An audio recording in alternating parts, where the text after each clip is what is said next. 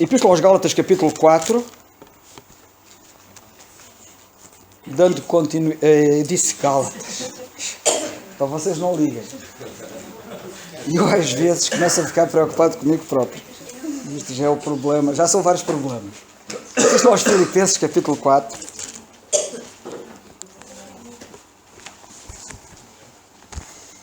Eu às vezes esqueço-me. E às vezes lembro-me. E lembro-me daquilo que não era, não é? Mas pronto. Filipenses, capítulo 4.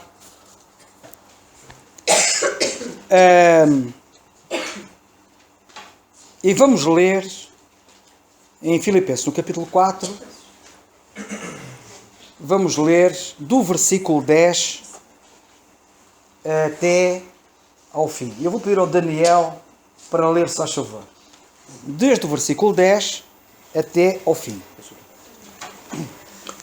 Ora, muito me regozijei no Senhor por finalmente reviver a vossa lembrança de mim, pois já vos tinhais lembrado, mas não tinhais tido a oportunidade. Não digo isto como por necessidade, porque já aprendi a contentar-me com o que tenho. Sei estar abatido e sei também ter abundância. Em toda a maneira e em todas as coisas estou instruído tanto a ter fartura como a ter fome, tanto a ter abundância como a padecer necessidade. Posso todas as coisas naquele que me fortalece. Todavia fizestes bem em tomar parte na minha aflição. E bem sabeis também vós, ó Filipenses, que no princípio do Evangelho, quando parti da Macedónia, nenhuma igreja comunicou comigo com respeito a dar e a receber, senão vós somente. Porque também uma e outra vez me mandastes o necessário a Tessalónica. Não que procure dádivas, mas procuro fruto que abunde para a vossa conta. Mas bastante tenho recebido e tenho abundância. Cheio estou, depois que recebi de Epafrodito, o que da vossa parte me foi enviado como cheiro de suavidade e sacrifício agradável e aprazível a Deus. O meu Deus, segundo as suas riquezas, suprirá todas as vossas necessidades em glória por Cristo Jesus. Ora, nosso Deus e Pai, seja dada a glória para todo sempre. Amém. Saudai a todos os santos em Cristo Jesus. Os irmãos que estão comigo vos saúdam. Todos os santos vos saúdam, mas principalmente os que são da casa de César. A graça de nosso Senhor Jesus Cristo seja com vós todos. Amém.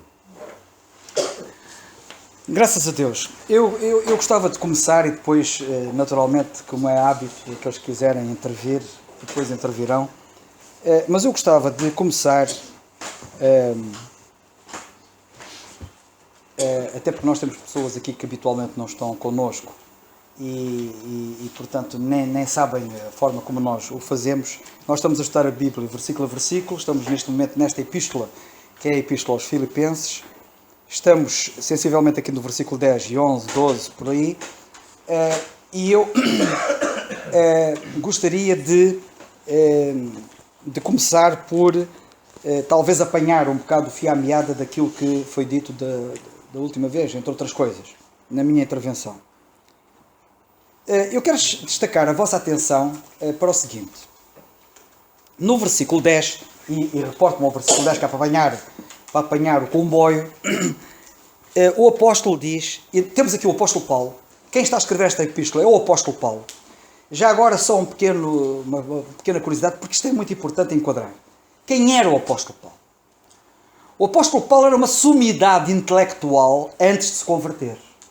E deixai-me dizer que maior sumidade intelectual se tornou depois de se converter. Isto é reconhecido no mundo académico. Quem se dedica a estas coisas e analisa estas coisas sabe que ele é um vulto poderoso deste tempo, reconhecido em todos os quadrantes. O apóstolo Paulo foi um gigante.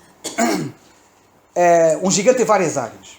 Mas ele já era gigante antes de se converter. Mas já agora, só um pequeno pormenor. Ele, antes de se converter, ele não via aquilo que ele depois passou a ver como está aqui. Só para vocês terem uma ideia, aquilo que o vemos aqui abraçar, aquilo que nós vemos aqui exaltar, recomendar e espalhar, foi algo que previamente ele, na sua robustez intelectual, atacou veementemente. Ele foi contra isto.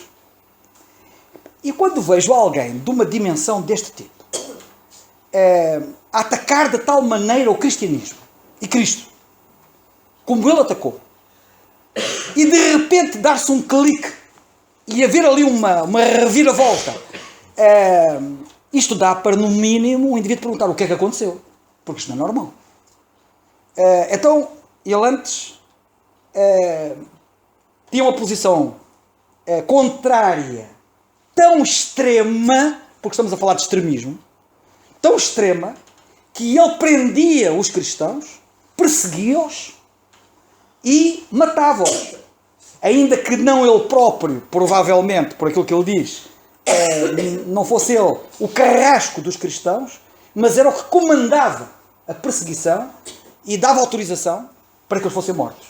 E estava presente, assistindo a tudo aquilo. Aprovando aquilo. O que é que aconteceu a este indivíduo para, de facto, ele mudar tanto? Ele era um indivíduo que, além de ser um grande intelectual, ele aprendeu, ele dá o testemunho dele na Bíblia, ele aprendeu aos pés de um grande sábio da altura, chamado Gamaliel. Ele aprendeu com ele muita coisa. E este indivíduo, o que é que aconteceu para ele dizer que tudo aquilo quanto ele tinha de precioso, ele tinha muita coisa valiosa do ponto de vista humano, e ele diz, aquilo que eu tinha, comparado com aquilo que eu tenho agora em Cristo, é como um refúgio, aquilo que eu tinha. A linguagem utilizada é muito forte. É mais do que refúgio. É mesmo esterco. É porcaria.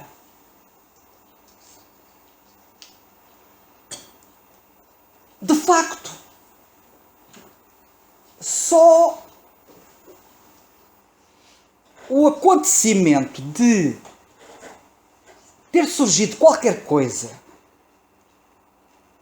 tão extrema, por outro lado, em termos de valor, é que poderia fazer com que o indivíduo mudasse desta maneira. Então, ele tem de um lado, quando ele era descrente, ele tem, por assim dizer, a súmula do que havia de melhor. Ele era uma mente brilhante. Ele não era um fariseu normal. Ele era fariseu de fariseus. Da tribo de Benjamim. Ele era a nata. Ele era a nata de então. Deve ter havido qualquer coisa de fantástico para ele dizer que aquilo que era a nata, comparativamente com o que ele descobriu em Cristo, tinha passado a ser, comparativamente, note-se, ninguém descompreenda. Ele não está a ser pejorativo no testemunho dele. Ele não está a dizer aquilo é esterco. Ele está a dizer, comparado, é como se a diferença fosse entre esterco e o que eu tenho. De facto, em Cristo deve haver qualquer coisa que não há mais em lado nenhum. E foi isto que ele passou. Foi isto que ele experimentou, foi isto que ele viu, foi isto que ele sentiu, e foi por causa disso que ele resolveu trocar uma vida de facilidade, uma vida de facilidade que ele tinha, de reconhecimento social, por uma vida de desprezo. Trocar ser perseguidor para ser perseguido. O que é que faz um indivíduo fazer uma troca destas? Aquilo tinha que haver necessariamente ali qualquer coisa. Aliás, deixem-me dizer uma coisa.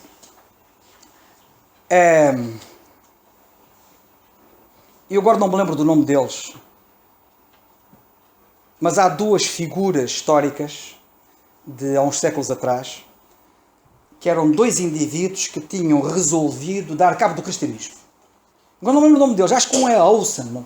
Eu não quero dizer, depois eu posso estar a... Ainda por cima a minha memória está bonita, é melhor não me aventurar. Mas há duas figuras históricas que se notabilizaram, brilhantes, que disseram, vamos dar cabo do cristianismo. E o vamos dar cabo do cristianismo era fazê-lo desmistificando, no entender deles, dois acontecimentos. Um era a conversão de Paulo, de quem estamos a falar. Porque, de facto, a conversão de Paulo é uma coisa fora do normal. E a outra é a ressurreição de Jesus Cristo. Portanto, eles queriam rebentar com estas duas coisas para fazendo ridicularizar o cristianismo e exterminá-lo, por assim dizer. Sabem o que é que aconteceu? Quando eles foram investigar o que tinha acontecido, ambos se converteram. E fizeram duas obras que são dois dos grandes baluartes do cristianismo desde então. Epá, não me lembro agora o nome dele. Não, isso é outra coisa. Isso é outra coisa.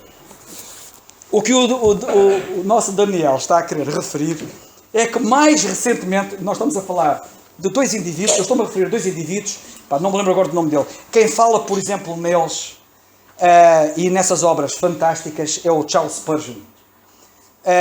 O Daniel está-se a referir a um indivíduo. O Charles Spurgeon viveu em 1800 e tal. E está a falar de algo que já aconteceu ainda muito antes. Agora, o Daniel está-se a referir a um general norte-americano chamado Lew Wallace, ou Lewis Wallace, mais conhecido por Lew Wallace. Esse general norte-americano era ateu.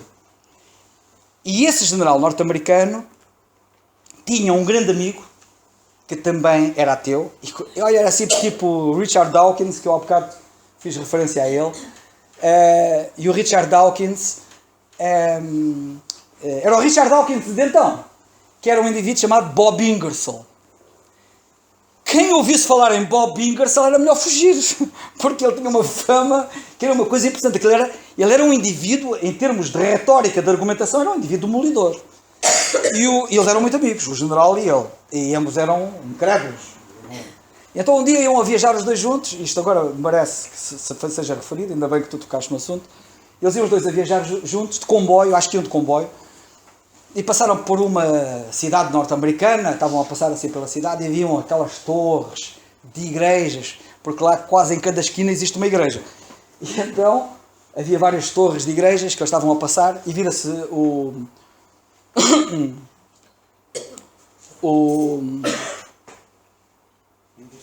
já não sei qual deles é que disse a quem. É isso que eu estava agora a pensar. Foi o general que virou-se para o Bob Ingersoll e disse assim: Bob Ingersoll, epá, tu é que podes arrebentar com isto tudo e acabar com estas igrejas. Acaba-se já com as igrejas todas aqui, tens aí uma capacidade, e acaba-se já com as igrejas aqui, tira-se isso tudo do mapa. E vira-se assim, o Bob Ingersoll, que era famoso nesta matéria, e o outro secundava, eram amigos. E o Bob Ingersoll virou-se para o general e disse assim: não, eu acho que tu é que és a pessoa indicada. Tu é que és a pessoa indicada para acabarmos com essas igrejas todas. Epá, e depois da conversa, não sei lá o que é que eles falaram mais, mas o general, Lew Wallace, resolveu aceitar o repto e meteu mãos à obra. Vamos acabar com estas igrejas todas. E então começou a fazer trabalho de investigação. E ele queria mostrar que, portanto, o cristianismo era um bluff. E que não era nada daquilo que se dizia e que ia arrebentar com aquilo tudo. E começa a fazer trabalhos de investigação e começa a viajar pelo mundo, a coligir. Trabalho de investigação em que ele coligiu muito material e que ele investigou, etc. e tal. Curiosamente, é um pequeno detalhe, mas é curioso. Podia não acontecer isto, mas aconteceu. A mulher do general era crente. E eu posso imaginar que a mulher do general, por ser crente, orava muito pelo marido, para que Deus o salvasse, para que Deus lhe abrisse os olhos. E faço ideia que ela não sofreria por ver o marido assim. Mas ele era um indivíduo com uma personalidade muito forte, era general. E não lhe dava a bébias. Mas houve um dia, para resumir, o general chegou lá à casa e, estranhamente para a mulher, disse que se queria converter. E a mulher estranhou muito. Ele ajoelhou-se aos pés da cama. E a mulher perguntou-lhe o que é que aconteceu. E ele virou-se e disse: tu sabes o que eu andava a fazer? E nas minhas investigações descobri que afinal a ressurreição de Jesus Cristo foi real. E que o cristianismo não é nenhuma fraude, é autêntico. E virou-se para a mulher e disse-lhe assim: o que é que eu vou fazer agora? Ele converteu-se. O que é que eu vou fazer agora é todo aquele material que eu reuni nas minhas investigações. E a mulher virou-se para ele e disse-lhe assim: por que é que não pegas nesse material e não escreves, em vez de, como estavas a tentar fazer, escrever contra Jesus Cristo, por que é que não escreves a favor dele? E o general Lew Wallace aceitou o repto. E escreveu um livro, que é um calhamaço. Digo que é um calhamaço porque a versão que eu tinha lá em casa, que meu pai lá tinha, era mesmo grosso. É chamado em inglês paperback. Não é aquela capa dura, é capa mole. Mas é grosso. Muitas folhas. E o nome do livro, sabem qual é? Ben-Hur. E o autor, se vocês lá forem ver, é Lew Wallace. Ou Lewis Wallace. Que é general. Ele escreveu esse livro. Escreveu esse livro que veio a dar o filme. O filme Ben-Hur. Que foi o filme mais medalhado de Hollywood até hoje. Só houve um outro filme mais recentemente que conseguiu igualar o número de medalhas que este filme teve. Que foi o Titanic. Curiosamente, o Titanic, outro monumento a favor de Deus. Porque, como vocês sabem, o barco que foi feito para nunca se afundar, que tinha 7 cascos, e que eles consideravam um barco inafundável, e alguém disse: nem Deus afundará este barco, e afundou-se no dia da inauguração. Conhecemos a história. O Lew Wallace escreveu o livro Ben-Hur, que veio a dar o filme Ben-Hur. A primeira vez que vi esse filme, eu era miúdo, estava em Moçambique, e lembro-me, aquilo impressionou-me. Eu gostei de ver aquele filme, mas eu era miúdo, aquela mente miúda, eu estava mais interessado com a ação do filme e tal, não tinha mentalidade para atingir. Depois, mais tarde, vi o filme de novo, e já depois de me converter, que eu converti-me com quase 18 anos, e vi o filme de novo, então percebi o que eu então não era capaz de entender. E se vocês... Olha, são 4 horas de filme, ou 4 horas e tal. Mas vale a pena. Vale a pena perder aquelas 4 horas, perder entre aspas, para ver aquele filme. Eu acho que aquele filme está muito bem feito. Eu vou-vos dizer uma coisa curiosa. No meu entender, aquele filme, não sendo um filme bíblico, da série dos filmes chamados bíblicos, tipo Moisés, Noé, a Bíblia e outros filmes assim parecidos, que são chamados filmes bíblicos, este filme não é um filme bíblico. Mas para mim, é o filme mais bíblico do que todos os filmes chamados bíblicos. E sabem porquê? Porque, eu vou explicar porquê. Porque os filmes, chamados filmes bíblicos têm muitas incorreções. Quem conhece a Bíblia está a ver o filme chamado bíblico e vai dizer: epá, este tipo estou a dizer que foi assim, mas a Bíblia não é isso que diz. E nós vemos uma série de incorreções. E este filme, não retratando nenhum episódio bíblico, é o mais bíblico de todos os filmes chamados bíblicos. Porquê? Eu não sei se vocês já viram o Ben-Hur. Mas o Ben-Hur, a personagem Ben-Hur, é o general Lew Wallace. É ele. O Ben-Hur é ele. E ele então imagina-se, no tempo de Cristo, cheio de incredulidade, porque o Ben-Hur era incrédulo, com uma noiva que era crente, que tentava levá-lo à montanha onde Jesus Cristo ia lá falar às multidões, e ele recusava sempre. E até que vocês sabem que o filme, no fundo, é o confronto, é o encontro, em situação angustiante em que ele se encontra, como vocês sabem, ele estava nas galés, e e teve um naufrágio, etc., quando ele se encontra com Jesus Cristo. O Ben-Hur é ele. O incrédulo que passou a ser crente. Bem, vejam o filme e não vos digo mais nada. Mas notem que é isto.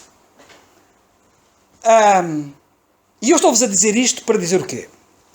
Que este apóstolo Paulo é um destes tipos. Destes indivíduos muito convencidos que estão certos, muito convencidos de que a causa deles é que é a verdadeira, que até são capazes de combater por ela, de matar, até ao ponto de matar, prender e matar, e que perante o verdadeiro Evangelho, quando são confrontados com a verdadeira verdade do Evangelho, ficam desarmados e são transformados. E transformam-se exatamente no oposto. Foi isso que aconteceu com Paulo, foi isso que aconteceu com esses tais dois indivíduos. Não me lembro. Eu bem gostaria, mas não me lembro. Mas eles são famosos. E escreveram duas obras, uma é sobre a ressurreição de Cristo e a outra é sobre a conversão de Paulo. E foram essas duas obras, uma sobre a conversão de Paulo e outra sobre a ressurreição de Cristo, que se tornaram baluartes do cristianismo. E o Spurgeon fala acerca disso. Não sei porquê, mas tem o Olsen. Não é isso. Mas tem um H. O nome dele tem um H qualquer. Um dos. Mas o apóstolo Paulo, quando ele diz assim no versículo 10, ora, muito me regozijei. Este indivíduo está preso. Este indivíduo é o tal indivíduo que tinha tudo e passou a ter nada. Era o tal indivíduo que perseguia e mandava, e punha e dispunha, e passou a ser posto e disposto. Era um indivíduo que fazia dos outros um joguete e que ele próprio passou a ser um joguete. Era um indivíduo que prendia e que agora está preso. E ameaçado de morte. E morreu na prisão.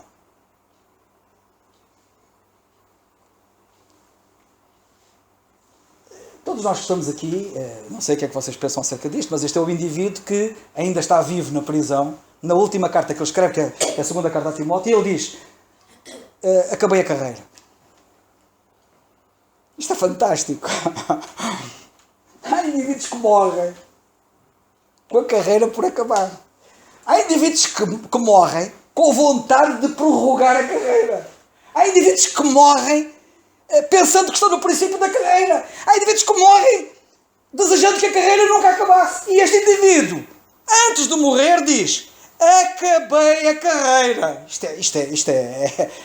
Isto não é normal.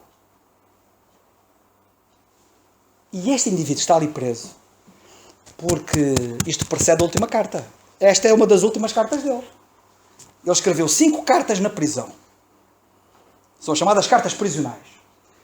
Quando ele é levado de Jerusalém preso para Roma, e quando ele chega a Roma, e fica ali preso, na parte final da vida dele, ele escreve 5 cartas. Carta aos Filipenses, carta aos Efésios, carta aos Filipenses, carta aos Colossenses, segunda carta a Timóteo e a carta a Filémon. 5. Esta é uma delas. E este indivíduo, privado de tudo, diz: muito me regozijei. Eu tenho um gozo. Eu na semana passada falei um pouco acerca disso. Eu tenho um gozo. Ele diz: gozo. Não é pouco, é muito. Eu tive a ocasião de dizer, há 2 estudos atrás, se não estou em erro, fiz uma comparação entre entre uma declaração de Jó no livro de Jó e esta declaração de Paulo aqui. Jó era um indivíduo muito rico. E quando ele fala do que a riqueza, que era muita, lhe proporcionava, ele fala disso como sendo de algum gozo. Porque a riqueza dá gozo. Não sejamos mentirosos. A riqueza dá gozo.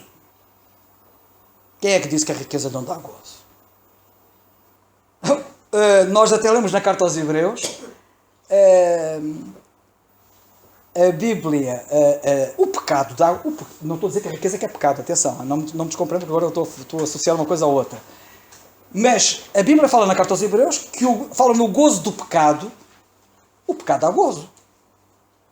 Quem é que diz que o pecado não dá gozo? Por pouco tempo. Por pouco tempo. Mas o apóstolo aqui diz, muito me regozijei. E eu até costumo, ele diz muito me regozijei no Senhor. Ele está a passar necessidades e aqueles crentes de Filipos mandaram-lhe uma oferta para suprir as necessidades deles. E ele diz, eu regozijo-me não é na oferta, não é na igreja de Filipos que me mandou a oferta. O meu gozo está no Senhor. Epá, isto é o máximo. Quando um indivíduo faz depender tudo da vida dele do Senhor, é um indivíduo satisfeito, plenamente satisfeito. Ele diz, muito me regozijei no Senhor. Ele só tinha uma coisa, entre aspas, o Senhor. Jó tinha muitas riquezas. Tanta riqueza, como eu disse então, para tão pouco gozo que elas proporcionavam. Tão pouco, com tanto gozo que Paulo tinha. E eu gostava de chamar a vossa atenção para isto, porque depois diz, muito me regozijei no Senhor, por finalmente reviver a vossa lembrança de mim, pois já vos tinhas lembrado, mas não tinhas tido oportunidade. Não digo isto por necessidade. Eu não digo isto por necessidade. Eu não tenho necessidade. Paulo, mas não tens dinheiro? Não, não tenho. Paulo, mas não tens com que te cobrir? De facto, também não tenho. Paulo, mas tu não tens amigos? Não tenho. Paulo, tu não recebes visitas? Não, não recebo. Paulo, tu estás só? Não, aí não. Eu tenho o Senhor comigo. E Ele é mais do que ter amigos. É mais do que ter dinheiro. É mais do que ter tudo. Com Ele estou satisfeito. Não sinto necessidade de nada. Eu gostava de pegar nisto só para dizer o seguinte. Cristo satisfaz. Isto foi uma das coisas que ele descobriu. Epá, e vocês, quer dizer, descobrem se quiserem. O próprio Senhor Jesus Cristo um dia disse, buscar-me-eis e me achareis. Não foi ele, foi ele. Mas é ele, porque ele é o autor da Bíblia. Buscar-me-eis e me achareis se me buscardes de todo o vosso coração. Batei e abrir-se-vos-á. Buscai, buscai, disse ele, e encontrareis. Isto é uma atitude que nós temos ou não temos. Mas quando nós procuramos, nós descobrimos que Ele satisfaz. Ele satisfaz. Não há coisa mais maravilhosa, eu digo-vos uma coisa, não há coisa mais maravilhosa do que um indivíduo poder estar satisfeito sem precisar de nada. Há pessoas que não estão satisfeitas. Precisam de sempre qualquer coisa. Epá, pode ser isto, pode ser aquilo, sei lá. Há tanta coisa que as pessoas precisam para se sentirem satisfeitas. E é uma coisa curiosa, elas nunca estão satisfeitas. Porque essas coisas nunca as satisfazem. E por isso querem mais. O caso do dinheiro, por exemplo, e nós temos até exemplos bíblicos, daquele indivíduo que disse que tinha um grandes celeiros, tinha tudo, ele não lhe faltava nada em termos de riqueza, mas faltava-lhe. Porque ele disse, vou destruir os celeiros, vou fazer os maiores. Ele não estava satisfeito. As pessoas querem sempre mais e mais e mais e mais. O coração humano é grande demais para tudo o que o mundo pode preencher. E é pequeno demais para o que o Senhor dá. E eu vejo aqui um indivíduo satisfeito. Digo isto não por necessidade, porque já aprendi a contentar-me com o que tenho. E na semana passada nós falamos acerca disso, a aprendizagem que ele aprendeu, que é chegar a um ponto em que ele diz, eu aprendi a contentar-me com o que tenho. E se o que eu tiver é nada, estou contente. Eu estou contente. Por isso, eu regozijo no Senhor pela oferta que Ele mandou. Eu não me regozijo na oferta. Eu não me regozijo nos crentes que enviaram, nos instrumentos, mas é nele que eu me regozijo. Porque eu já aprendi a contar-me com o que tenho. Não é isso que me faz feliz. Não é isso que me faz contente. Não é isso. Eu tenho muito regozijo no Senhor. E se eu fosse procurar regozijo na oferta, ou nos crentes, na companhia, ou não sei o quê, nunca se iria comparar àquilo que eu tenho no Senhor, que é muito. Regozijo. Depois há outra coisa muito importante.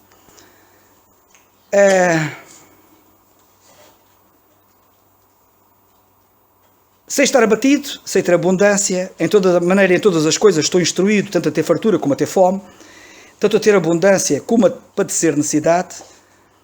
Mas eu queria dizer uma coisa que... é o versículo...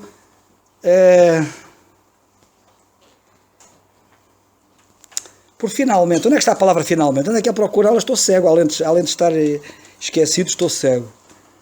Finalmente! Não há aqui uma palavra finalmente? Sim. Onde é que está? Estou mesmo cego. Versículo 10. Ora, muito me regozijei no Senhor por finalmente reviver.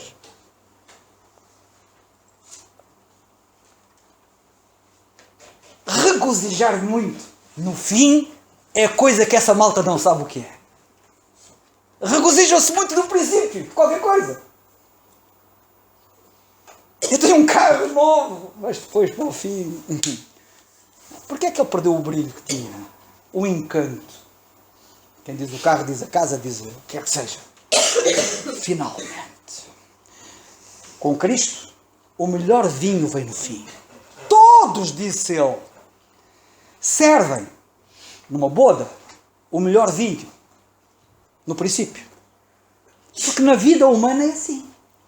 O melhor vinho é no princípio. O melhor vinho no princípio do casamento. Aquilo é só love. Era no fim. Não, mas é verdade. O melhor vinho na juventude.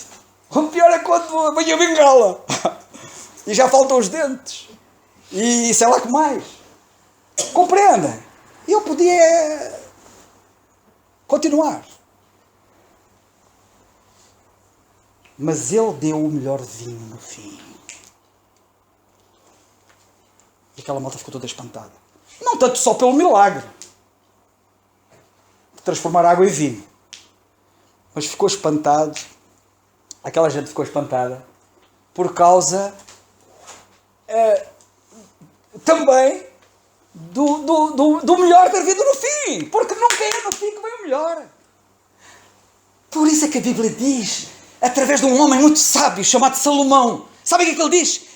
Melhor é o fim das coisas do que o princípio delas. Pois a gente anda toda a pensar ao contrário. Acha que o melhor é o princípio. Porque a experiência dita isso. Mas a Bíblia dá-nos um outro conceito. Que é um conceito real, não é utópico. É execuível, é fazível, é experimentável. Melhor é o fim do que o princípio. Eu tenho aqui um homem satisfeito. Plenamente satisfeito com Cristo. E eu aqui queria chamar a vossa atenção para o seguinte. Só Cristo satisfez na cruz do Calvário, se alguém quiser falar sobre isso, falo. Só Cristo satisfez na cruz do Calvário a minha necessidade. E eu quero-vos dizer uma coisa. Nós temos uma necessidade, todos nós, que só Cristo satisfez na cruz. Há pessoas que dizem, as pessoas têm que ser salvas, mas porquê é que as pessoas têm que ser salvas? Porquê? Mas porquê? As pessoas têm que ser salvas. Quem é que precisa de ser salvo? Quem está perdido. As pessoas têm que ser salvas porque as pessoas estão perdidas. E estão perdidas porquê? Porque as pessoas queiram, quer não queiram, creiam, quer não creiam, existe um problema latente, claramente identificado, por vezes ignorado, mas real, chamado pecado. O problema da nossa sociedade é o pecado. Pecado. O problema chama-se pecado. É um problema que acontece com a criança quando nasce. Já vem nela. A coitada da criança um dia vai ter que aprender muita coisa. Se ninguém lhe ensinar, ela nunca vai aprender. Não vai aprender a ler, não vai aprender a contar. Tem que lhe ensinar, senão ela não aprende. Mas ser egoísta, é meu, a brincar com outra, e agarra no brinquedo e diz, é meu. Quem é que lhe ensinou a ser egoísta? Certeza que não foi o pai nem a mãe. Está nela. Egoísmo. Pecado. o chamar a atenção para si, só para si, o querer realizar a sua vontade, a birra, que é a negação da sua vontade, o resultado da negação da sua vontade. Nós temos uma coisa chamada pecado. E o pecado é uma coisa que é estranha a Deus. Porque Deus é o contrário do pecado. Deus é santo, diz a Bíblia. E Deus não pode tolerar o pecado. Então eu tenho um problema muito sério. Eu tenho um problema de que eu nunca posso ir para junto de Deus com o meu problema. É incompatível. Não dá, não junta, não cola. É como a água e o azeite. Nunca se misturam. E Cristo, Deus amou-nos de tal maneira que Cristo, o Senhor Jesus Cristo, veio a este mundo viver uma vida que eu não consigo viver, nem ninguém, sem pecado. Nasceu. Muita gente não percebe que é que ele nasceu diferente. Ele nasceu sem pecado. Viveu sem pecado. Fez uma coisa que nenhum de nós era capaz de fazer. Até hoje nunca ninguém, que eu saiba, mas também se fizesse, coitado, teria pena dele. Parental goze já. Pronto, já apedrejaram. Qual de vocês é que me convence de pecado? Ficaram todos calados. Qual de vocês me convence de pecado? Vocês têm visto os debates que às vezes dá na televisão da campanha política agora, não é? Todos eles têm telhados de vidro. Se algum deles dissesse assim, quem é que me convence do pecado? E caíram todos em cima. Isto, mais aquilo. Já estou óbvios. Com Cristo não. E ele foi à cruz. Foi tratado como se fosse o pior criminoso, o pior pecador. Não sendo. Não sendo. Vestiu a minha pele. A pele do pecado, do pecador. Vestiu-a. E quando Deus olhou para a cruz, não o viu a ele, viu-me a mim, com os meus pecados. Quando ele estava a ser julgado por Pilatos, não alegas nada em tua defesa? Tantas acusações. E tu és isto e és aquilo. E aquilo era um turbilhão de acusações contra ele. Não alegas nada em tua defesa? E diz a Bíblia, ele não abriu a boca. Ele podia, num ápice, mostrar e provar a sua inocência e, ao mesmo tempo, a culpabilidade deles todos. Mas não o fez.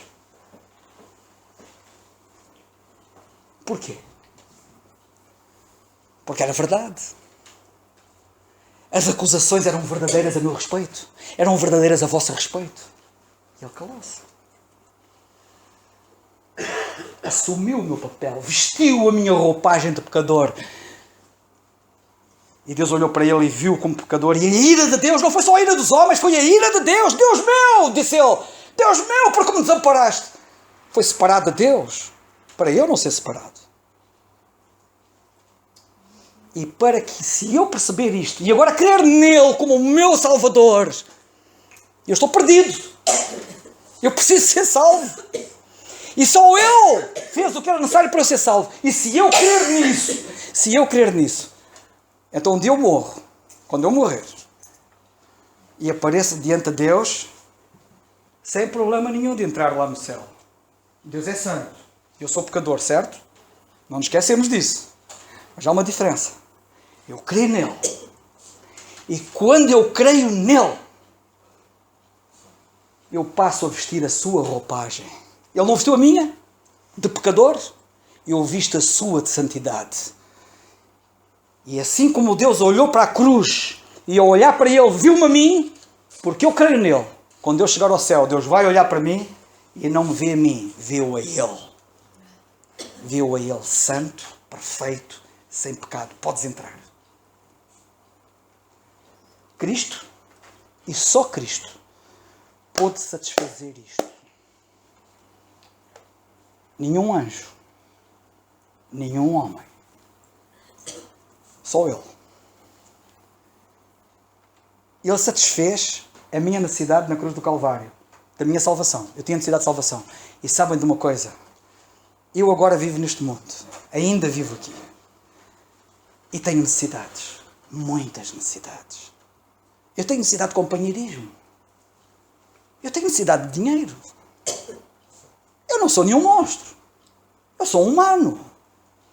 Tenho as necessidades que os outros têm. E sabem a coisa mais maravilhosa que eu descobri? Ele satisfaz-me plenamente. E posso estar só e não me sentir só. E ter o bolso vazio e sentir-me rico. Ter alegria onde os outros nessas circunstâncias estariam cheios de tristeza. E chegar ao fim da minha vida e poder dizer: muito me regozijei. Não na oferta que vocês me mandaram. Perceberam que eu estou-vos a dizer? Estou-vos a falar de algo importante a dizê-lo. Mas no Senhor. Pá, que Deus nos ajude. E pá, isto é muito importante. Que Deus vos possa iluminar como me iluminou a mim um dia. E sabem da coisa mais maravilhosa?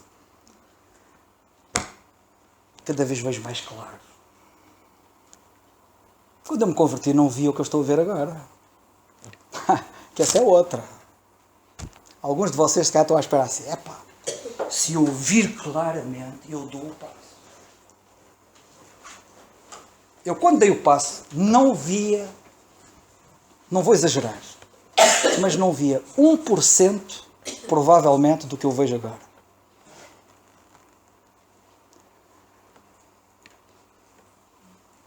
Lá fora as pessoas dizem: quero ver para crer. A Bíblia diz: crê e verás. Epá, está para aparecer o primeiro que cresce e que não tivesse visto. E cada vez se torna mais claro. Deixar-me dizer uma coisa importante. Estão a ver este livro? A Bíblia. Está aqui o segredo. O segredo está aqui. Há pessoas que querem muita coisa. Se eu vir e não sei... Está aqui uma coisa visível. Isto vê-se. Existe, é tangível. Eu gosto muito da Bíblia porque ela é tangível. Sabem que aquilo que é verdade acerca dela é verdade acerca de Cristo. Ela é a palavra escrita. Cristo é chamado a palavra viva. O que é verdade acerca de um é acerca do outro. Tem duas naturezas também, como Cristo.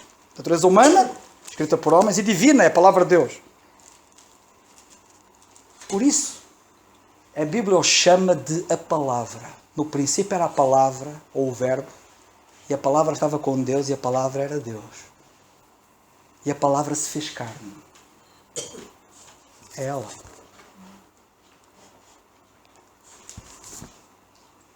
Leiam a Bíblia, estudem a Bíblia, é sério. O problema das pessoas é que põem-se a falar e não conhecem. Eu esta semana tive um debate na internet. Como tenho tido muitos. Mais um. Com mais pessoas incrédulas.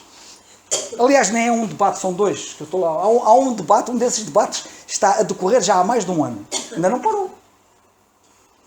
Há mais de um ano. E a coisa que mais me impressiona é ter opositores diante de mim que me querem atacar este livro bendito que eu tenho aqui nas minhas mãos e nunca o leram. Nunca o estudaram. Não o conhecem. Falam do que não sabem. Epá, leiam a Bíblia. Estudem a Bíblia. E à medida que o fizerem, como eu, porque eu não sou nenhum indivíduo diferente dos outros, vão descobrir o que eu tenho descoberto. Cada vez mais, com mais clareza. Este livro é mesmo divino. Este livro não é um livro normal. Mas isso só para quem pega nele. E não se deixem confundir. Eu sei que vivemos num mundo religioso, vivemos num mundo com muitas religiões, há muita religião, muita oferta. Há para aí muita oferta. Mas sabem que no mundo das ofertas existe muito gato por lebre. E vocês têm que ter muito cuidado. Há inclusivamente grupos religiosos, e não são poucos, que pegam na Bíblia torcendo-a. pegam na Bíblia torcendo. Até os ateus pegam na Bíblia para servir os seus propósitos. Por exemplo, eles dizem assim, a própria Bíblia diz que Deus não existe. É verdade. É verdade, eles têm razão. Mas a Bíblia não diz que Deus não existe, assim. A Bíblia tem lá, de facto, uma frase que diz que Deus não existe. Mas temos que ver o contexto, não é? A Bíblia diz que quem diz isso é o louco. O louco diz que Deus não existe. Há pessoas aí que dizem, e tal, a Virgem Maria. Virgem Maria para trás. Ainda hoje entrou no meu gabinete uma senhora, que eu muito prezo, que é uma funcionária lá, e que me veio trazer numa pen, como é habitual isso acontecer, várias mensagens que são classificadas e que não podem circular na rede. E ela vem lá, e eu tenho que meter aquilo no computador, leio as mensagens, lá numa folha assino a dizer que vi, e ela depois pega naquilo e leva. E eu olhei para ela e eu assim, não vou identificá-la naturalmente. E eu disse-lhe assim, ouça uma coisa. Porque ela tem Facebook, como eu. E eu às vezes vejo as coisas que ela publica, como ela também verá as minhas. E ultimamente, nas últimas vezes, eu notava que ela punha lá coisas da Virgem Maria. E partilha da Virgem Maria, a Virgem Maria, tu vais à Virgem Maria que ela vai fazer e vai acontecer. Coisas assim, não vou agora entrar em detalhe. Mas como a Virgem Maria sendo uma fonte de recurso para resolver problemas que a gente tenha. E eu virei para ela e vou assim, eu já falei com ela muitas vezes. E disse assim, só uma coisa. O que é isso que dá por aí no Facebook? E ela, coitadita, eu tive pena dela. Porque ela vira-se assim. Aquilo mandam para mim, depois é para partilhar, eu também partilho. Às vezes até fazem as coisas sem as mentir. Mas deixar-me dizer uma coisa. O nosso país é um país mariolatra. Idolatra a Virgem Maria. Todos nós sabemos. Todos sabemos que temos Fátima neste país, isso é incontornável, não é? E temos a Senhora da Agonia e a Senhora dos Milagres. Nós temos uma Senhora que faz tanta coisa, não é? Cuidado com isto. Para já, Senhora não é. Porque a Bíblia diz que só há um Senhor. Não sei onde é que foram buscar a Senhora. Depois, podem pegar na Bíblia e até dizer assim, não, a Bíblia defende que a gente vá à Virgem Maria. Quando faltou quando faltou o vinho lá nas bodas de Caná, e as pessoas dirigiram-se a quem? Não foram ter com ela? Olha, não há vinho, acabou o vinho. É o que diz a Bíblia, não vou agora lá ler para não perdermos tempo, que já a hora está passada. Acabou o vinho, não há vinho. Por outras palavras, estavam-lhe a dizer a ela, estamos à espera que faças qualquer coisa. Que é o que muita gente faz quando se dirige à Virgem Maria. Estão à espera que faça qualquer coisa. Veio o católico e diz assim, estão a ver? Cá está. Uma necessidade. E as pessoas dirigiram-se a quem? À Virgem Maria. E eu digo, é verdade. Mas vamos ver o contexto, é como o ateu. O ateu também diz, a Bíblia prova que Deus não existe. Está escrito lá. Pois está, vamos ler então. Mas vamos ler o contexto. O louco é que diz que Deus não existe. E quanto à Virgem Maria? Eles foram ou não foram ter com ela quando tinham um problema da falta de vinho? Foram. Mas vamos ver o contexto. O que é que ela lhes disse a eles quando foram ter com ela? E de ter com ele. Fazei tudo quanto ele vos mandar. Ponto. E agora? Sabem o que é que esses ídolos que andam por aí, são várias imagens, vários objetos, que dizem que é a Virgem Maria, que não é. Aquilo tem boca, mas não falam, tem olhos e não veem, tem pernas e não andam. Mas esses ídolos que existem, supostamente retratando a Virgem Maria, se eles pudessem falar por ela, sabem o que é que ela dizia? Aquilo que disse àqueles indivíduos que tinham um problema. Fazei tudo quanto ele vos mandar. É o que está na Bíblia. O que é que eu quero dizer com isto? Cuidado. De tantos quadrantes.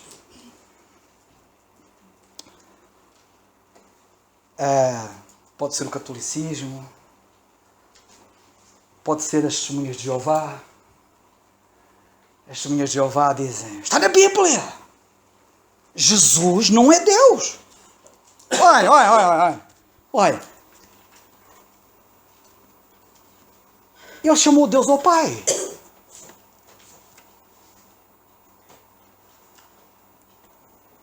Ele disse, meu Deus e vosso Deus. Ele não disse que tinha um Deus, não disse em relação ao Pai, meu Deus e vosso Deus. Disse, Senhor. Mas vamos ver o contexto. E vamos a outra passagem, na carta aos Hebreus, em que o Pai fala do Filho. E diz ao Filho, o Pai, ó Deus. Então e agora? Então e agora? O Pai também chama Deus ao Filho. Pois é, ambos são Deus. No mundo do espiritismo, por exemplo, tenho amigos meus, e há muita gente assim, também, que pegam na Bíblia e diz, está aqui na Bíblia, o espiritismo está aqui na Bíblia. Olha aqui. João Batista é uma encarnação de Elias. Hã? João Batista é uma encarnação de Elias? É? Até alguém disse, está escrito, e é verdade. Este João Batista é o Elias que havia de vir. E agora? Vamos tirar dúvidas. Vamos ao contexto. Um dia chegaram ao pé de João Batista e disseram-lhe assim, eu vou-me reportar aqui que é para não me enganar. Fizeram-lhe perguntas inquisitoriais. O João Batista foi muito perseguido, como você, ele morreu, foi degolado. Mas eles chegaram ao pé dele e disseram-lhe assim, os religiosos, cuidado com os religiosos, os religiosos crucificaram o Senhor Jesus Cristo, mataram João Batista. Os religiosos só têm feito asneiras. As pessoas têm que ser capazes de distinguir entre religiosos e verdadeiros seguidores de Jesus Cristo. Há uma diferença. E então a pergunta foi assim. Diz assim, versículo 21, do capítulo 1 de João, diz assim.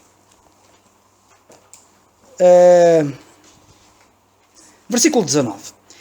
Este é o testemunho de João quando os judeus mandaram de Jerusalém sacerdotes e levitas, cá estão os religiosos, para que lhe perguntassem, quem és tu? A pergunta era muito simples. João, quem és tu?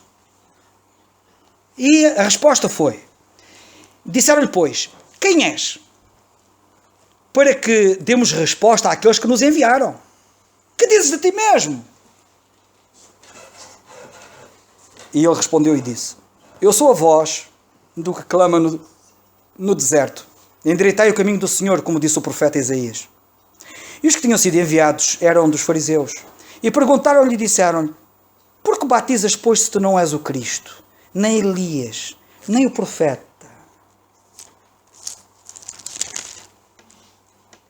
João respondeu-lhes dizendo, eu batizo com água, mas no meio de vós está um a quem vós não conheceis. Esse é o que vem após mim, que foi antes de mim, do qual eu não sou digno de desatar a correia da alparca. Estas coisas aconteceram em Betânia. Onde é que está? Espera aí só um bocadinho. 21.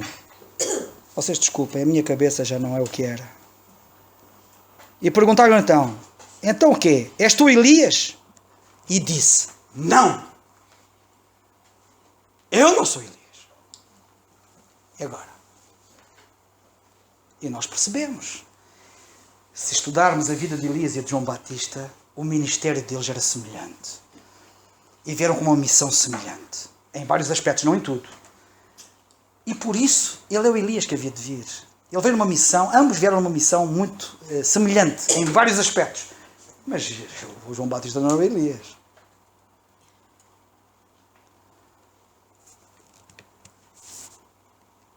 Se fosse verdade... Sabem que a Bíblia, já agora, é bom para que vocês todos saibam disso. A Bíblia ensina ressurreição. A Bíblia não ensina reencarnação. A doutrina da reencarnação supostamente diz que a gente reencarna tantas as vezes quantas as necessárias até que atingimos o estado de perfeição. Isto grosso modo. Então Jesus Cristo não veio cá fazer nada. E nós lemos na Bíblia, lemos na carta aos Colossenses, etc., que estamos perfeitos nele. Quando cremos em Cristo, ficamos perfeitos nele. E por isso não precisamos de mais perfeição. A Igreja Católica inventa o purgatório. Aquele lugar intermédio, que nem é céu nem inferno. As pessoas vão para lá, à espera para poderem ir para o céu. Um lugar chamado purgatório. A Bíblia fala de facto num purgatório. Não lhe chama assim, mas é. O sangue de Jesus Cristo me purifica de todo o pecado. Qual é o purgatório? O sangue de Cristo. Me purga. Purifica quer dizer purgar. Purgar quer dizer purificar. O sangue de Cristo, diz a Bíblia, me purga de todo o pecado. Eu tenho um purgatório. Foi o sangue de Cristo. Purgou-me, purificou-me. Tornou-me perfeito. E eu agora estou perfeito nele. Isto é...